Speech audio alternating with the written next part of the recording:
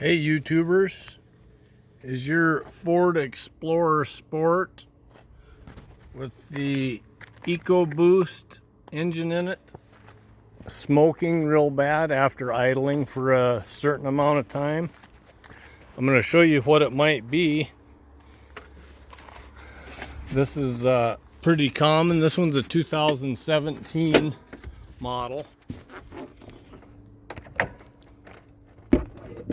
And this very well could be your problem. This engine cover needs to come off, and it just pops off pretty easy.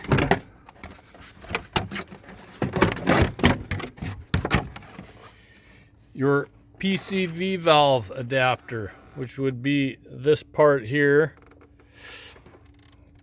may have failed or be the wrong unit. Ford explains that if this is a black one, it could very well be your problem. There's a lock on here that breaks very easy. Push on it and then pull that off. Then take a 24 millimeter socket and counterclockwise just a quarter of a turn,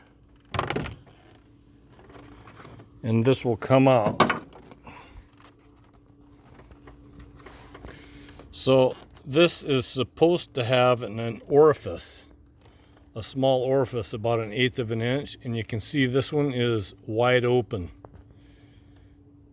I will get a new part to replace this. The new Ford one is green colored, but there's other aftermarket people that make it. They actually call it a PCV valve or a PCV valve adapter. It will have a smaller orifice, like 1/8 of an inch. Otherwise, it is pulling oil right out of your valve cover and into the turbo system.